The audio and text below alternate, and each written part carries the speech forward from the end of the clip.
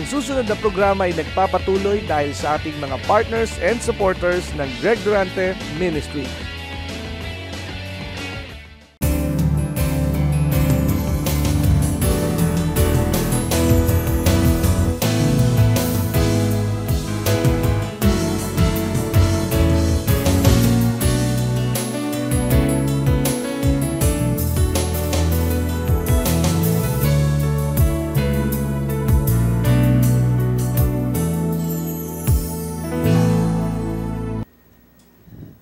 Salamat sa Diyos at tayo ay muling magkakasama at muling sabik na sabik sa bagong mga pahayag na Kanyang ibibigay mula sa Kanyang salita. Tayo sandali ay manalangin.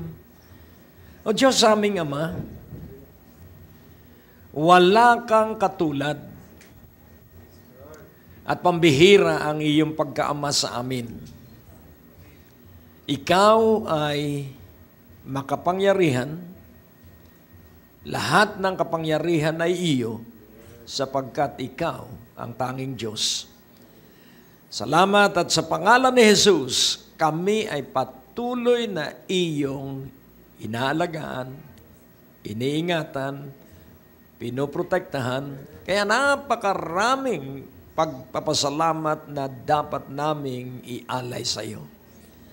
Kaya tulungan mo kami upang magumapaw ang aming labi ng puro dalisay na pagpapasalamat at pagpupuri sa dakila mong pangalan, sa pangalan ni Jesus. Amen. Ang Diyos po ay napakabuti. At ang titulo ng mensahe, Progressive Economic Miracles. Progressive Economic Miracles. Ang ibig sabihin nito ay himala ng mga pananalapi na ito ay tuloy-tuloy na umaagos, tuloy-tuloy na dumadaloy at tuloy-tuloy na paunlad ng paunlad. At kung titingnan po natin at babalik ala po natin, mag-isip-isip ka lang po nung mga nakaraang panahon, ang nahahawakan lang natin ay ganitong kalaking halaga at iyo pong balikan ang nakaraan at tingnan mo ngayon kung gaano ka pinagpala. Dati bihira po nakakahawak ng 1,000, pero pansinin mo po kung paano mo gastahin yung lilibuhin. So ibig sabihin, meron pong progreso na pag-unlad sa ating pamumuhay. Kaya nga kung ating unawain, paano natin ito maipagpapatuloy sa ating buhay? At sa ibabaw ng lupa, tuloy-tuloy ang gastos. Pagkagising mo lang sa umaga ay meron ka ng dapat na pagtuunan ng pansin sa kagastusan. Mabuti na lang at hindi pa may metro ang hanging ating hinihinga. Kung ito'y may metrohan, nako lalo pong mahihirapan ng maraming tao. Subalit talagang napakabuti po ng Diyos. Walang bayad ang hangin. Amen? Wala ding dapat bayad ang tubig kung ikaw ay nasa kabundukan. Pero pag ikaw ay nasa bayan o lungsod, lahat ay may bayad. Subalit ating unawain na ang Diyos ay higit pa sa sapat. Huwag mong kalilimutan na ang lahat ng biyaya at pagpapala ay magbubuhat sa Diyos.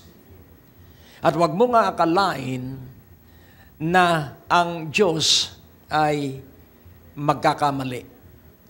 Laging tandaan mo, yung Kanyang salita, ako ang makikipaglaban sa iyong labanan.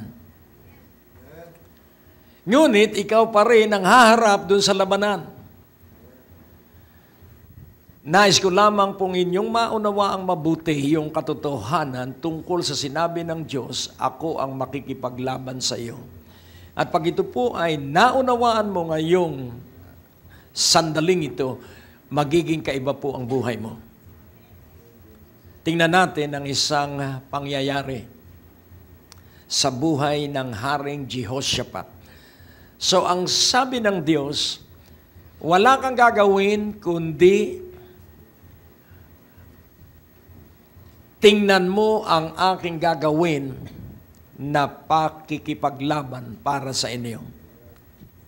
You have nothing to do but see how I will fight for you.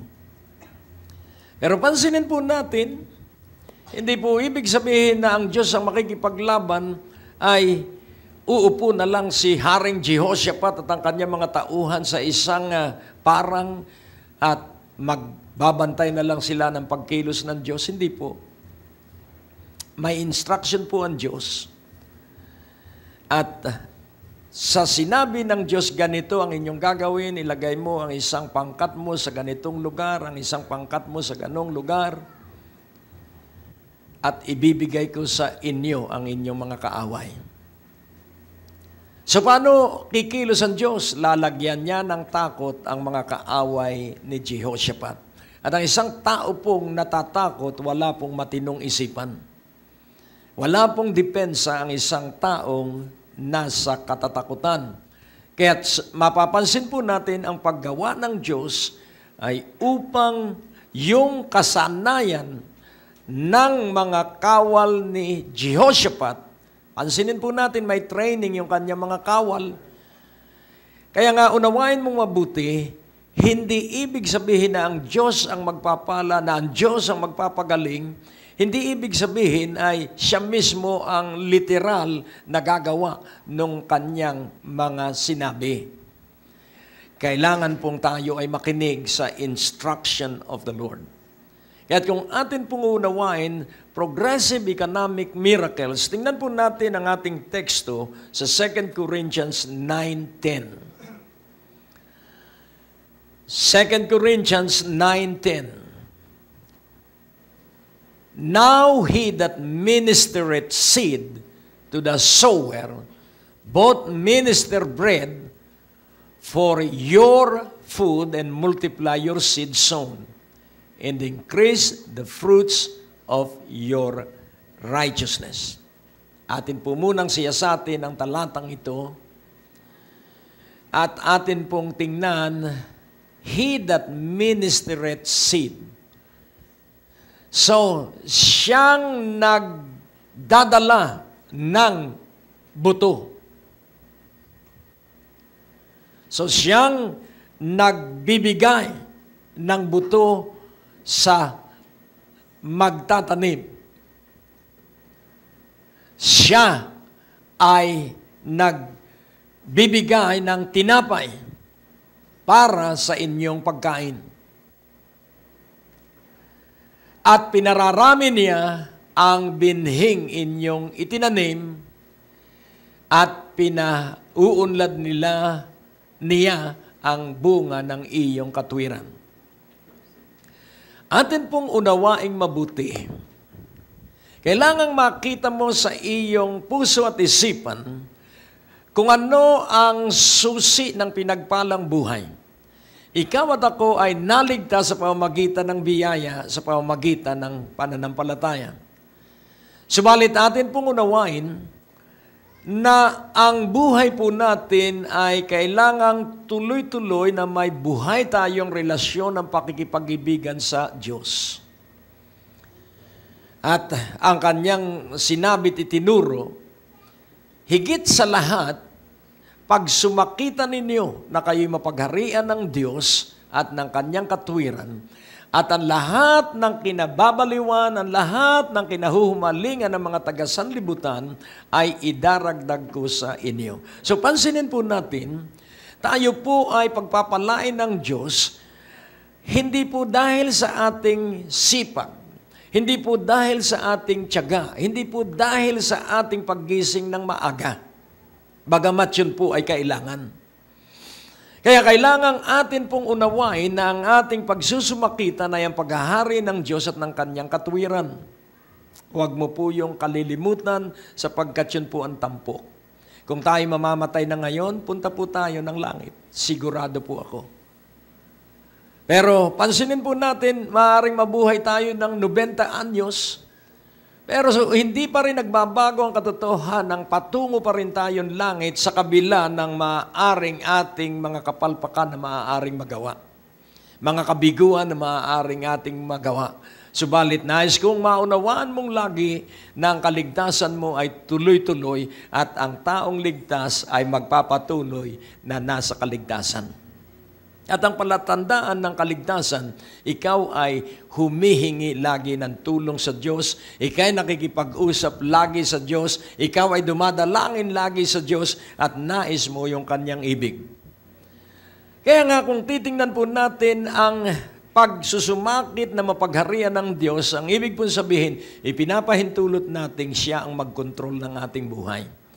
Sa ayaw at sa ibig natin, siya po ang may kontrol ng kanyang buong nilikha. Wala po tayong magagawa kundi tanggapin at aminin na siya ang may kontrol. Kaya marami po ang nahihirapan sapagkat akala nila ay mali ang Diyos at tama sila. Hindi pwedeng magkamali ang Diyos. Kaya kailangan lumakad tayo sa kababaang loob araw at gabi. Huwag tayong sasalungat sa mga kahatulan at pagpapasya ng Diyos.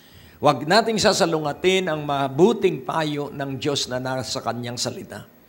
Kaya't kung atin pong uunawain, dito po ay may ipinakita. Increase the fruits of your righteousness. Kailangang umunlad ang bunga ng iyong katwiran. So makikita po natin na ang katwiran ay katulad ng isang puno na namumunga.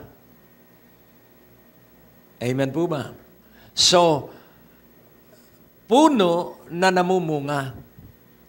At mapapansin din po natin na ang isang puno ay kung mamunga ay napakarami.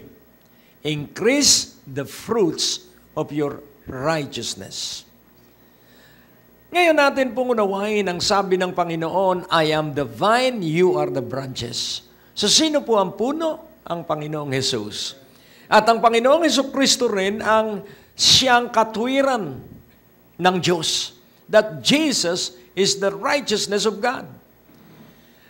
Jesus is the vine, so He is the righteousness of God. Therefore, Jesus is the tree of righteousness. Si Jesucristo ang puno ng katwiran. At dahil si Jesucristo ang puno ng katwiran, ang katwiran ay nasa atin. Sapagkat si Jesucristo ang katwiran. Kaya kung unawain natin, ano ang ibig sabihin na ang katwiran ay nasa atin? Pwede mong sabihin ang ganito. Repeat after me. Sabihin mo, I am righteous because of Jesus Christ. Ulitin natin, I am righteous because of Jesus Christ. Ngayon, dahil ikaw ay matuwid dahil kay Jesucristo, ano po ba ang righteousness? Ang righteousness po ay right standing. Tamang katatayuan. Righteousness is right standing or standing right. Nakatayo sa tamang katayuan.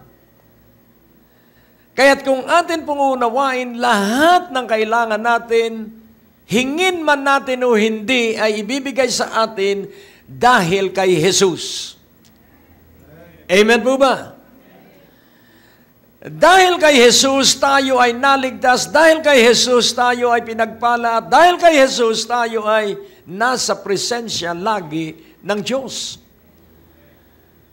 At dahil tayo ay katwiran ng Diyos dahil kay Jesus, so ano po ang mangyayari? Pansinin po natin ang seed at bread. Seed at bread. Yun pong buto o yung binhi sa talinghaga po ng maghahasik, ang binhi ay ang salita ng Diyos. At dito po ang pinag-uusapan, ang salita ng Diyos ay kailangang maitanim. At hindi may tatanim ang salita ng Diyos, bagamat ang salita ng Diyos ay para sa lahat. Ngunit ang salita ng Diyos upang maitanim, kailangan ito ay tustusan ng pananalapi. So ang pinag-uusapan po dito ay economics. So, yun pong he that ministereth seed to the sower, yun po yung mga kapatiran sa Macedonia na nagpapadala ng pera kay Pablo na naghahasik ng salita ng Diyos. So dito po, yung seed ay salapi. Hello? Kaya nga, kapag ipinangaral ng isang mangangaral ang salita ng Diyos, ang kanyang ipinapahayag ay tinapay. Nang ibig sabihin, ito ay pinakikinggan at ang nakinig ay nabubusog. Hello? So yung seed po na una ay pera para sa mga maghahasik. At ang isa pang katotohanan dito, si Jesucristo na nagbigay ng binhi sa magtatanim o sa hahayo upang magligtas ng kaluluwa. Kaya nga, alinman doon sa dalawang katotohanan yun, si Jesucristong nagbigay ng binhi sa mangangaral, si Jesucristong nagbigay ng binhi sa pastor na magtuturo, at ang mga Kristiyanong nagbigay ng salapi upang si Pablo ay makapagpatuloy mangaral. Hello? So, yung salita ng Diyos na ipangangaral ng maghahasik, yung salita ng Diyos na galing kay Jesucristo, ay naging tinapay na pagkain. Bread for your food. So now he that ministered seed to the sower, both minister bread for your food. Para sa inyong pagkain. Siya ay naghahasik ng tinapay para sa inyong pagkain. Kaya kung kailangan mo'y healing, the word for healing, kapag iyong pinaniwalaan, pag sinabing bread for your food, ang ibig sabihin, iyong tinanggap, iyong pinaniwalaan na ikaw sa pamamagitan ng mga latay na Jesucristo'y gumaling, that is bread for you. Amen po ba? Na kahit ikaw ay walang hanap buhay, kahit ikaw ay walang pinagkakakitaan, kapag pinakinggan mo ang salita ng Diyos at narinig mo na kay Jesucristo, ikay magkakahanap buhay, that will be bread for you. Nakukuha niyo po at makikita mo na ikay aalis na iyong sasabihin, may hanap buhay na ako, may pagkakakitaan na ako. Pero sa katotohanan, wala ka pang hanap buhay, hindi ka pa nag-a-apply. Sa katotohanan, wala ka pang naiisip na pagkakakitaan. Pero yung sandali na ikay naniwala, doon po magsisimulang magbukas ang mga pintuan na dating dinaraanan mo pero hindi mo napapansin. Amen po ba? Yun po ang pagkilos at paggawa ng Diyos. Ibinubukas niya ang ating isipan sa mga bagay na matagal nang kasama natin pero hindi natin napapansin. Amen po ba? And multiply your seed sown. So ano po ang ibig sabihin? So atin pong unawain yung pera at yung salita ng Diyos. Kaya po, kapag ang mangangaral ay natustusan ng kanyang paglalakbay upang ipangaral ang salita ng Diyos, pansinin po natin, kapag ang katulad ni Pablo ay nangaral, libo-libo po ang naliligtas. At kapag ang mangangaral ipinangaral ito sa himpapawid sa radyo at telebisyon, milyon-milyon po ang naliligtas. So ano po ang ibig sabihin? Na yung perang isinuporta mo sa mangangaral ng Ebanghelyo, it will multiply.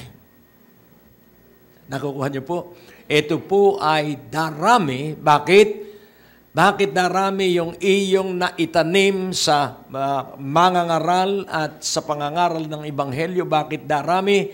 Dahil maraming mga kaluluwa ang magpupuri sa Diyos at ang iyong ibinigay ay bubuelta sa iyo ng siksik, liglig, pikpik at nagumapaw at ikaw ay lalong magiging maunlad at hindi lang kaunlaran sa pinansyal, hindi lang kalusugan sa katawan, kundi ang iyong bunga ng katwiran ay lalong darami. So what are the fruits of your righteousness? So, yun pong righteousness ay yung iyong pagsunod. Yun pong righteousness ay yung iyong sobrang pag-ibig sa Diyos at sa mga kaluluwa. Na ikaw ay hindi na dumadalangin para pambili ng iyong bigas o ng iyong ulam o pantusto sa iyong pamilya. Ika'y dumadalangin na ang pangunahin mong pangarap ay ang pangarapin ng Diyos. At siya na ang bahala sa iyong pamilya. Hello? Siya na ang bahala sa lahat ng personal mong pangangailangan sapagkat inuna mo yung pinakatampok na dapat mong hinahangad. Amen po ba? Kaya pag hinangad mo ang Diyos, kapag hinangad mo ang Ebanghelyo ay maipangaral. Kung titingnan po natin,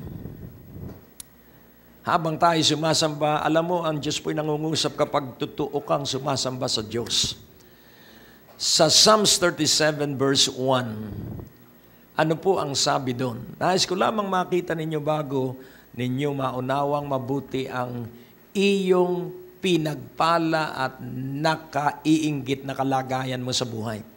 Ang sabi rito, fret not thyself because of evildoers, neither be thou envious against the workers of iniquity. So pansinin po natin, huwag kang mabalisa sa iyong sarili dahil sa mga manggagawa ng masama at huwag mong kaiinggitan yung mga gumagawa ng kasamaan. So manggagawa ng masama at yung gumagawa ng kasamaan. Ang sabi po dito, huwag kang mabalisa, huwag kang mainggit. Kaya kung atin pong unawain, pagtitingin ka po sa paligid, at kadalasan ng tao kasi tinitingnan nila ang kanilang sarili compare with another person.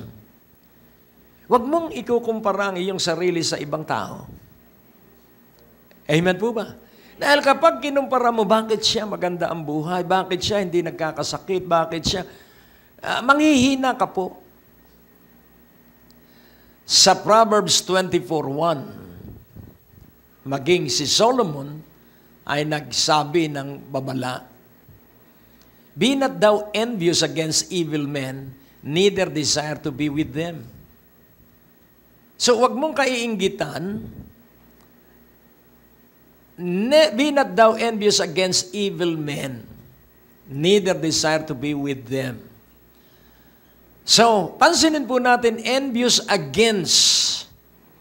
Nang ibig sabihin, wag tayong tutulad sa kanila at hihigtan pa natin sila.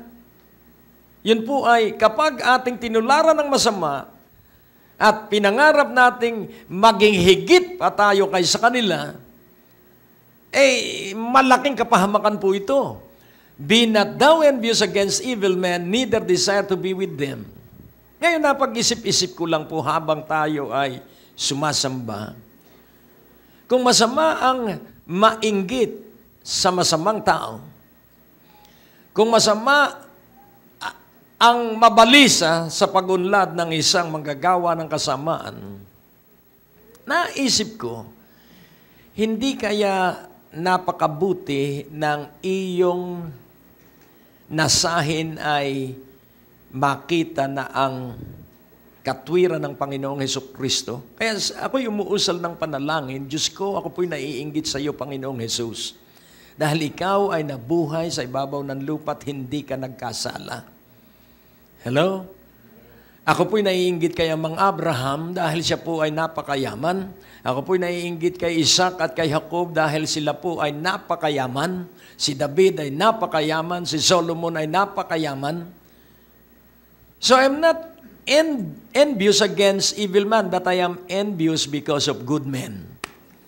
Purihin po ang Panginoon. At sa oras at sandali pong ito, nais ko na rin pong gamitin ang pagkakataong ito Napapagpala po ang maraming tao, nakakarating po sa bawat tahanan na nakapapasok ang ebanghelyo sa bawat pamilya gamit po ang telebisyon. At alam niyo po, ang television ministry ng Greg Durante Ministry nagpapatuloy. Una, dahil sa awat abag ng Panginoon. Pangalawa, dahil po sa maraming nananalangin. At pangatlo, dahil po sa mga partners at sa mga tapat na sumusuporta financially para po balikatin at buhatin ang pasanin ng pinansyal na bahagi para maipagpatuloy ang pangangaral ng Ebanghelyo. Tandaan po natin mga kapatid, hindi man po kayo nakakaharap sa telebisyon para mangaral, pero ang inyong pagpapadala ng kaloob, nagiging tulong para po lalong ma-expand ng pangangaral ng salita ng Diyos. So ngayon pong oras at sandaling ito, para po sa buwang ito, sa inyo po na magiging partners at magkakaloob sa ministeryong ito, sa halaga pong 2,000 pesos and above, ano po, nais po namin ipadala ito sa inyo. Amen? As a sign dito po sa ministeryo ng Great Day to Live, amen, pag kayo po'y nagpadala ng 2,000 and above support ngayong buwang ito, amen, sa Great Day to Live, padadalhan po namin kayo ng designer's jeans na aklat at ito pong isa from curses to blessing. Amen? Dalawang aklat na makatutulong po para lalo kayong umunlad. At daragdagan pa po natin ng isang DVD ng teaching po ni Pastor Greg at ng ministeryong ito ng Greg Durante Ministry para po makatulong sa inyo sa pag-unlad ng inyong spiritual na relasyon sa Panginoon. Amen? Kaya pag kayo po'y nagpadala ng kaloob sa buwang ito, kung ito po'y sa mailbox, isulat po ninyo doon, huwag kakalimutang isulat, na sabihin po ninyo na kayo po ay humihingi, nagre-request ng ating pong gift para po sa buwang ito, 2 libro at isang DVD. At kung ito naman po ay sa pamamagitan ng bangko, i-text nyo po yung mga number o kayo tumawag sa opisina para po ipaalam ang mga detalye na kayo po ay nagkaloob po sa ministeryong ito para mag-request ng ating pong sign of offering and thanksgiving to you as our partners for this month. God bless you everyone. Pagpalain po kayo ng Panginoon. Until next time, sa programang Great Day to Live, muli ako po si Brother Dexter Durante sa pangalan ni Brother Greg Durante. God bless you all and see you again sa ating pong next program. Ang natapos na palatuntunan ay nagpapatuloy dahil sa inyong mga pinansyal na kaloob na ibinibigay sa Greg Durante Ministry. Tapos na naman po ang ating palatuntunan at nais po naming makarinig mula sa inyo. Maaari po kayo sumulat sa PO Box 4135 Manila o mag-text sa mga numero na nakikita nyo sa ating screen o tumawag sa mga telepono na inyo pong nakikita din sa ating mga screen at handa po kaming makarinig mula sa inyo ng patotoo ng pagpapala at biyaya at tagumpay. At kung kayo po ay napagpala sa palatuntunan ito, maaari nyo pong ipadala ang inyong mga kaloob sa iba't ibang sangay ng Bangko de Oro sa buong Pilipinas at maihatid ang mabuting balita sa lahat ng panig ng bansang Pilipinas. At kung kayo po ay wala pang dinadaluhang panlingguhang gawain, inaanyayahan po namin kayo sa 2nd floor, Medicor Building, Ortigas Avenue, Green Hills, San Juan, alas 9:30 ng umaga at alas 4:30 ng hapon. Lahat po ay welcome sa gawain ito. At tuwing araw ng Biyernes, meron po tayong Night of Revival sa ganap na alas 6 ng gabi dito rin po sa Green Hills, San Juan. Magsama-sama tayo sa palatuntunan ito sa ganito rin pong oras at patuloy ninyong maranasan ang biyaya at kasapatan ng ating Panginoon, and it's always a great day to live.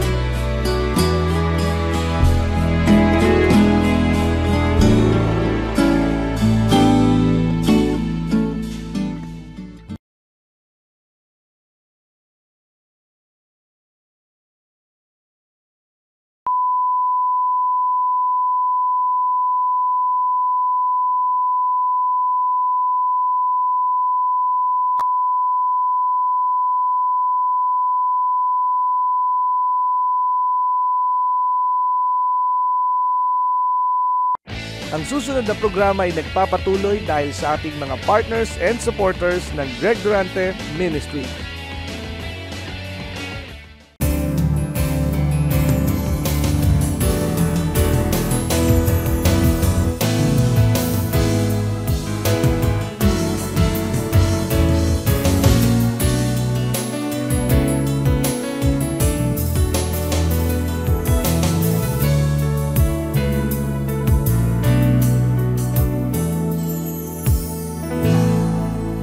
Hello? Amen po ba? Kaya yung nangyaring sa kanila ay pwede ring mangyari sa iyo at sa akin. Amen po ba? Kaya nga, pansinin po natin kapag ikay nag-aalala, laging laman ng isip mo yung iyong inaalala.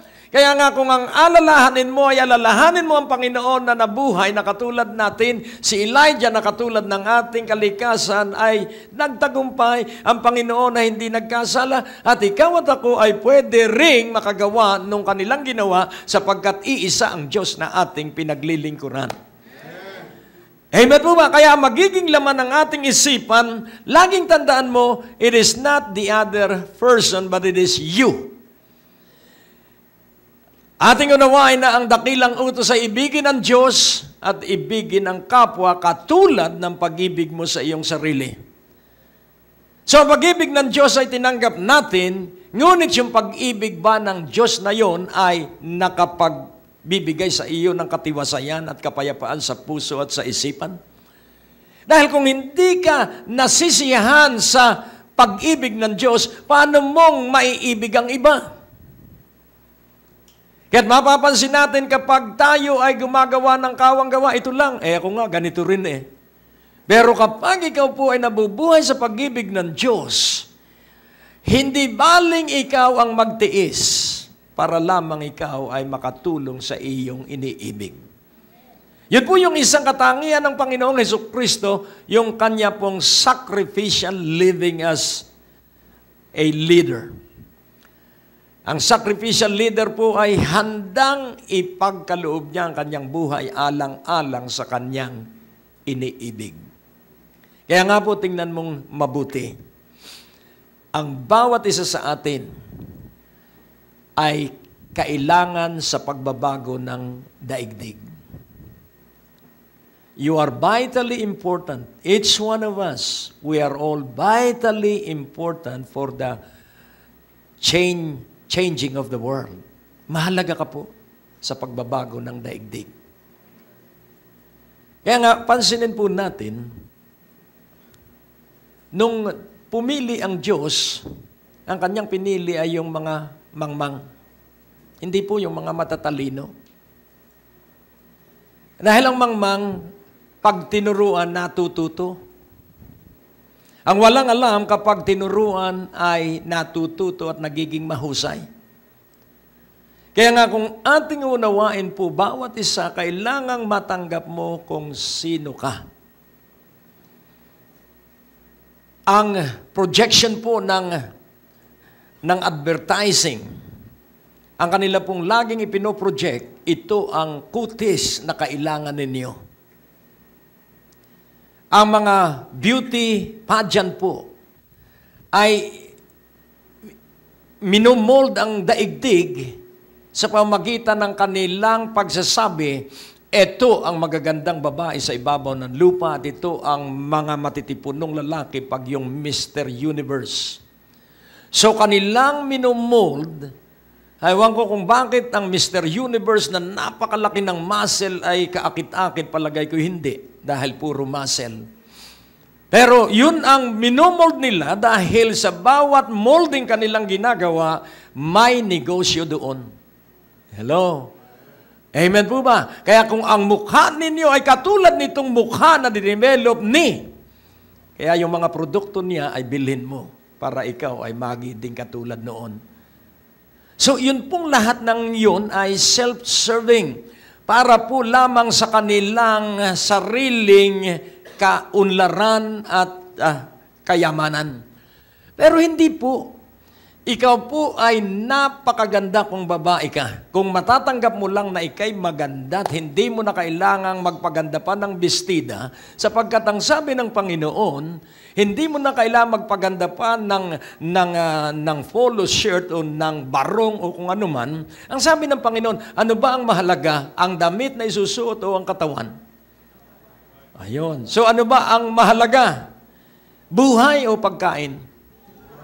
So, na-miss po ng sangkatauhan yung mahalaga sapagkat ang tao nag-concentrate sa pagkain. Pumunta ka po sa mga lugar-lugar dito at puro pagkain. Kahit sa kanto, sa pagkain. Kahit sa bus, may tatakbo, balot, penoy, o kung ano man. Puro pagkain sapagkat yun ang sentro ng tao. Pagkain. At pag nakakita ng pagkain, nung hindi niya naiisip ang pagkain, busog siya. Pero nung makakita ng pagkain, nagugutom na ako. So, atin pong unawaing mabuti. Kapag ikaw po'y nagtuon sa tama, ikaw po ay uunlad at magtatagumpay. At ano ang tama? Buhay. Ano ang tama? Katawan. Kapag ang katawan ay iyong tinanggap na ito'y templo ng banal na Espiritu, sapagkat tayo, ang katawan natin, templo ng banal na Espiritu. Amen. Kahit yan ay sisikdo-sikdo, kahit yan ay may kirot, basta yan ay templo ng banal na Espiritu. At kapag ikaw ay iniaalay mo yan sa Diyos tuwing umaga, at araw-araw iniaalay mo yan, isang araw mawawala yung mga kapintasan ng iyong katawan, mawawala yung panghihina ng iyong katawan. Dahil hindi ka nakatuon sa iyong paggaling, nakatuon ka na ikaw ay pinagaling. Amen? Dahil kapag nakatuon ka ay sa paggagalingin, ang laging iisipin mo ay gamot. Makikinig ka kung ano ang tamang pagkain. Isip-isipin mo po. Ang baka, pag kumain ng damo, nagpuproduce ng gatas. Kumain ka man ng damong 1 taon, hindi ka makakapagbigay ng gatas. Dahil iba ang pagkalikha sa atin, amen? Puri ng Panginoon. Dahil ang baka linikha para mag-araro, humatak ng mabibigat, at para magbigay ng karne, at magbigay ng balat na dadamitin. At kung tamad ang tao, chinichitsaron. Amen? So, ang baka po ay good for food. Pero ikaw po, good for rulership and leadership. Amen? So, linikha ka ng Diyos to rule. Amen? Linikha ka ng Diyos to reign. Pero how shall you rule? How shall you reign? Yun po ang kailangang matuklasan mo ngayon. Because hindi ho pwede, napakayaman po ng Diyos at siya ang may-ari ng lahat ng kayamanan. And He desire na ikaw ay maging mahusay na katiwala. Amen po ba? Kaya sa halip, nakainggitan mo ay yung mga taong walang Diyos, ang alalahanin mo yung mga taong nabuhay na makadiyos. At kapag na-develop sa iyo ang pagiging makadiyos, godliness with contentment is great gain. So ano po ang may kasiyahan? Nag-i-enjoy po siya sa pagkain. Sapagkat sa bawat pagkain natin matapos tayo makapagpasalamat, inaalis ng Diyos ang mga sakit doon sa kakainin natin. Yun ang huwag mong kalilimutan, ang magpasalamat sa Diyos. Amen po ba? At pati sakit sa tubig ay aalisin din ng Diyos. Alam mo, kung iyo pong idaraan sa testing ang tubig, napakarumi po ng tubig. Pero nais ko pong ipaalaala rin sa iyo, kung idaraan mo ang iyong katawan, ang composition po ng ating katawan ay marumi din dahil tayo ay galing sa lupa. Kaya nga, kailangan po na tayo'y matuto. Tatanungin kita, kapag ikaw ba'y humarap sa salamin, ini-enjoy mo ba yung nakikita mo sa harapan? O ang nakikita mo'y kapintasan mo? Ang nakikita mo'y nakabaliktad na buhok? Ang nakikita mo ay hindi ka yata maganda dahil kinky ang iyong buhok? Kaya yung iba nagpapatuwid at yun namang iba nagpapakulot. Isipin mo po ang tao, walang kasiyahan ng tao. Nung araw, black is beautiful. Ngayon, nagpapaputi yung maitim at yung maputi ay nagbibilad sa araw. Kaya hindi mo po, hanggat hindi mo tinatanggap na ikaw ay pambihira, na ikaw ay extraordinary, na ikaw ay spectacular ang pagkalikha sa iyo kahit na meron ka pang anuman na bagay na batik sa iyong balat, magpuri ka lang at magdiwang sa Diyos. Amen? At kung nakita mong ikay tumataba na at ikaw ay nagtimbang at bumibigat ka na, magpuri ka lang sa Diyos. Amen? At sabihin mo, supilin mo po ang takaw sa aking katawan. Amen? At ikaw ay bababa uli ang king. Alam mo po, ang Diyos po napakabuting Diyos. Hindi po siya Diyos na katulad ng mga magulang na laging sinusumbatan ng anak. Alam mo, mabuti pang ikaw ay hinawakan ko na ang ilong nung ikay sanggol pa. Kung alam ko lamang na ganyan ka pala, wag mong susumbatan sapagkat ang Diyos po ang namamahala ng bawat tao. Amen po ba? Ang ating gagawin lang ay magpuri at magdiwang tayo sa Diyos at siyasatin natin kung ano yung mga aralin na ating matututunan sa ating nakikita sa kanino man tao. Kaya kung masama ang nakikita mo, be still and investigate and reflect. Pag may nakikita kang masama sa ibang tao, manahimik ka na muna at magsiyasat ka, baka merong kasamaan din sa iyo, kaya ipinakita ng Diyos yung masama. At pag nakita mo namang ang tao ay mabuti, iyo siyang parangalan. Amen? At sa gayon, yung kanyang kabutihan ay aagos din sa iyo. Kaya nga, unawain nating mabuti, kailangang tanggapin mo ang iyong sarili bilang pinagpalang nilikha ng Diyos. Hanggat hindi mo tanggap ang iyong sarili, tatamarin kang maghanap buhay. Hanggat ang hinahangaan mo ay yung ganitong mukha, at nagpilit ka na lahat ng kikitain mo ay para bilhin yung mga kasangkapan para magi kang mukhang ganun. Ang tao po ay mahilig gumaya. Nung mauso ang mga mahahabang patilya at pitis na pantalon, ang dami pong naging Elvis Presley. Ang dami pong naging Humperdinck. Yung talagang Elton John. Pero pansinin mo po, ikay napakaganda sa harapan ng Diyos at wala kang katulad. Amen? Kaya kailangang tanggapin mo ang iyong sarili na ikaw. Amen? Kahit ano ang hanap buhay mo, tanggapin mo na ikaw ay pambihira. So ang unang nais kong dalhin sa inyo para kayo ay makakilos ng maunlad at pinagpala, sabihin mo, I am anointed. I am appointed. I am called. I am marked. I am chosen. I am beloved. I am accepted. Tanggap ka po ng Diyos. At wala tayong katulad. Bawat isa sa atin, wala tayong katulad. Isip-isipin mo, kahit nalulugas ang ating buhok bilang ng Diyos at may number ang bawat buhok natin sa ulo. Amen? Kung yung lahat nga ng bituin ay may pangalan sa harapan ng Diyos, kaya kung sakali man na may nangyayari sa iyong buhok, magpuri ka lang sa Diyos. Amen? Magpuri ka lang sa Diyos dahil ang minimiti ng Diyos ay makita ka sang-ayon sa kanyang ibig. Do you believe that God is in control of your life? So, siya po ang nagdidisenyo sa atin araw-araw kung anong hugis ng ating mukha at hugis ng ating katawan ang nakalulugod sa Kanya. Kaya wag mo nang ialis pa yung Kanyang ibig, magpakaligaya tayo sa Diyos. So, ang una po, because you are anointed, then number two, enjoy your uniqueness. Iyo pong ikagalak, iyo pong ikaligaya, dahil ikay walang katulad. Gusto mo ba may katulad ka? Ayokong may katulad ako. Kung yung katulad mo ay balasubas pala, yung katulad mo ay napakamandaraya pala, hindi ka papayag na mapa-identify ka o nga. Pero kung artista yon, payag ka dahil artista.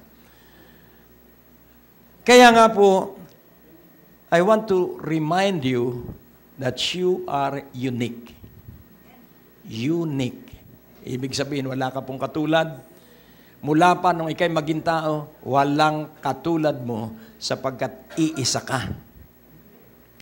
At walang magiging katulad mo hanggang sa huling araw natin sa ibabaw ng lupa. Walang pwedeng maging katulad natin. So ano po ang ibig kong sabihin dito?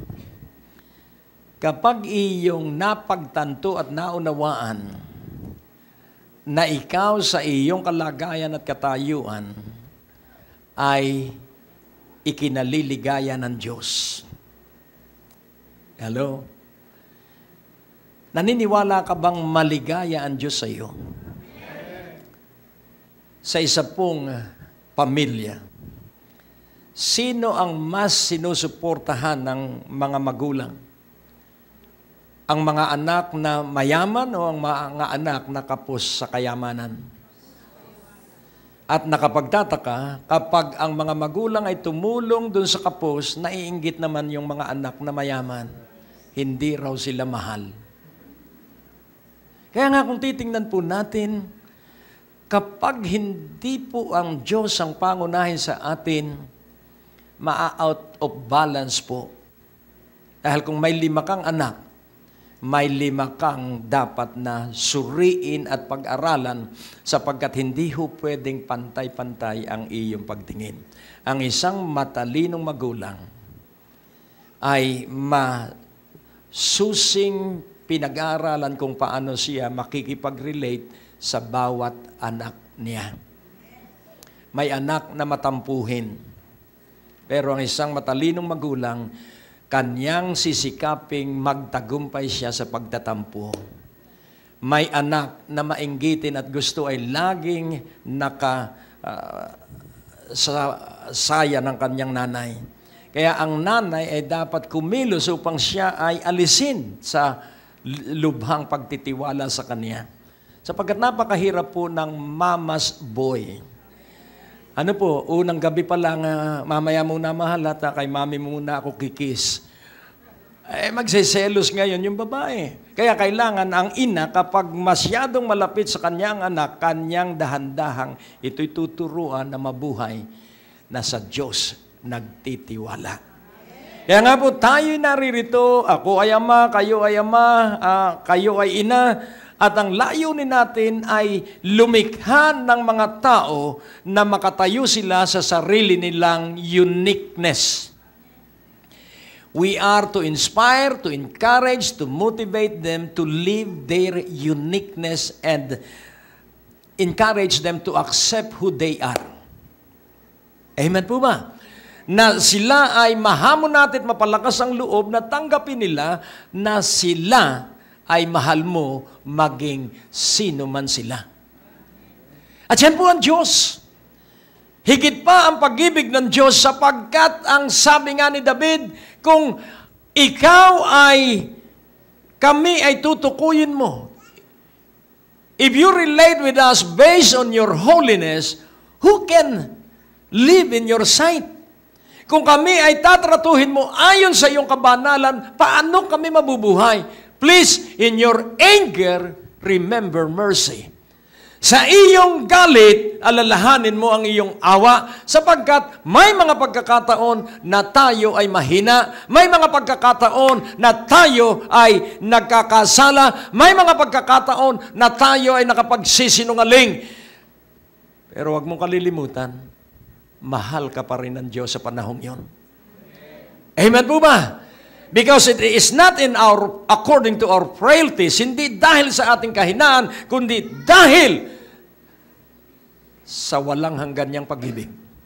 Kaya ikaw at ako ay laging may pag-asa, ikaw at ako ay laging may katatagan, ikaw at ako ay laging may tibay kung tatanggapin mo na maging sino ka man, maging ano ka man, at anuman ang maging kalagayan mo sa buhay, ikaw ay iniibig ng Diyos at patuloy yung pag-ibig na yun. Kaya nga unawain nating mabuti kapag ikaw po ay nabubuhay na may kapayapaan sa Diyos. Hallelujah! Matutupad ang Colossians 3:17 at ang sabi ng Colossians 3:17 para matupad ang pagbibigay mo ng pera sa Ebanghelyo dahil ikaw ay magiging masagana. At ano ang paraan para ikaw ay maging masagana? And whatsoever you do in word or deed, do all in the name of the Lord Jesus, giving thanks to God and the Father by Him. Ano man ang iyong gagawin sa salita o sa gawa, lahat ay gawin mo sa pangalan ng Panginoong Jesus na nagbibigay ka ng mga pasalamat sa Diyos at sa Ama sa pamamagitan niya. Amen po ba? Kaya nga unawain mong mabuti, you will be somebody who ministered to the sower the seed that will become bread, and then your fruits of righteousness will increase. And then sa Ecclesiastes 9:10. Ecclesiastes 9:10. Ang Diyos po ay napakabuti. Amen? Whatsoever thy hand findeth to do, do it with thy might. For there is no work, nor device, nor knowledge, nor wisdom in the grave whither thou goest. Huwag mong kalilimutan, tayo ay pupuntay sa pansyon kapag hinaon na ang kamatayan kaysa rapture. Huwag mong kalilimutan yon. Kaya habang nabubuhay, huwag mong isipin ang kamatayan, huwag mong isipin ang kahirapan. Habang nabubuhay, gawin mo ng ubos lakas at ubos kaya yung mga ibinigay sa iyong pangarap ng Diyos at ikaw ay magtagumpay at doon ka bubusugin ng Diyos, doon ka pasasaganain ng Diyos, doon ka pagpapalain ng Diyos. Amen! Kaya kainggitan natin si Jesus na nabuhay na hindi nagkasala, mainggit tayo kay Abraham na nabuhay na napakayaman sa gitna ng taghirap. Hello? Sabihin mo, Panginoon, salamat at nasa akin ang iyong pagpapala. Salamat at nasa akin ang iyong karunungan. Salamat at nasa akin ang lakas mo. At ako'y mabubuhay na ikaw ang mapaparangalan sapagkat ito ay itinakda mo at nilakipan mo ako ng kapangyarihan para maging ganon ang buhay. Lastly, since 1985, ito ay nasa wall namin. Only one life, and it will soon be past. Only what is done for Christ will last. And then, sa isang aklat, nung ako'y baon sa utang, at pinapanawa na ako ng pag-asa, ang sabi nung aklat, tough times never last, but tough people do. Be tough, never quit. Keep on progressively growing. The more God will bless you, day after day, God will prosper you, God will honor you, God will exalt you, because you are tough. Bow down your head and let us pray. O Diyos na dakila amang makapangyarihan, ikaw ang pumili sa amin, kaya't ikaw ang may pangarap at ikaw din ang may kapangyarihan upang tuparin yung pangarap mo sa amin. Kaya't mangyari ang katuparan nito para sa iyo sa pangalan ni Jesus. At ang lahat ay nagsabi ng Amen! Hallelujah! Purihin po ang Panginoon. At sa oras at sandali pong ito, nais ko na rin pong gamitin ang pagkakataong ito. Napapagpala po ang maraming tao nakakarating po sa bawat tahanan na nakapapasok ang Ebanghelyo, sa bawat pamilya, gamit po ang telebisyon.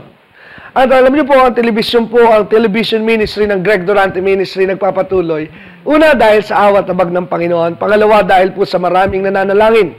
At pangatlo, dahil po sa mga partners at sa mga tapat na sumusuporta financially para po balikatin at buhatin ang pasanin ng pinansyal na bahagi para maipagpatuloy ang pangangaral ng Ebanghelyo. Tandaan po natin mga kapatid, hindi man po kayo nakakaharap sa telebisyon para mangaral, pero ang inyong pagpapadala ng kaloob, nagiging tulong para po lalong ma-expand ng pangangaral ng salita ng Diyos. So ngayon pong oras at sandaling ito, para po sa buwang ito, sa inyo po na magiging partners at magkakaloob sa ministeryong ito, sa halaga pong 2,000 pesos and above, ano po, nais po namin ipadala ito sa inyo. Amen? As a sign dito po sa ministeryo ng Great Day to Live, amen, pag kayo po'y nagpadala ng 2,000 and above support ngayong buwang ito, amen, sa Great Day to Live, padadalan po namin kayo ng designer's jeans na aklat at ito pong isa from curses to blessing. Amen? Dalawang aklat na makatutulong po para lalo kayong umunlad at daragdagan pa po natin ng isang DVD ng teaching po ni Pastor Greg at na ministeryong ito ng Greg Durante Ministry para po makatulong sa inyo sa pag-unlad ng inyong spiritual na relasyon sa Panginoon. Amen? Kaya pag kayo po'y nagpadala ng kaloob sa buwang ito, kung ito po'y sa mailbox, sulat po ninyo doon, huwag kakalimutang isulat, na sabihin po ninyo na kayo po ay humihingi, nagre-request ng ating pong gift para po sa buwang ito, 2 libro at isang DVD. At kung ito naman po ay sa pamamagitan ng bangko, i-text nyo po yung mga number o kayo tumawag sa opisina para po ipaalam ang mga detalye na kayo po'y nagkaloob po sa ministeryong ito para mag-request ng ating pong sign of offering and thanksgiving to you as our partners for this month. God bless you everyone. Pagpalain po kayo ng Panginoon. Until next time, sa programang Great Day to Live, muli ako po si Brother Dexter Durante sa pangalan ni Brother Greg Durante. God bless you all and see you again sa ating pong next program. Ang natapos na palatuntunan ay nagpapatuloy dahil sa inyong mga pinansyal na kaloob na ibinibigay sa Greg Durante Ministries.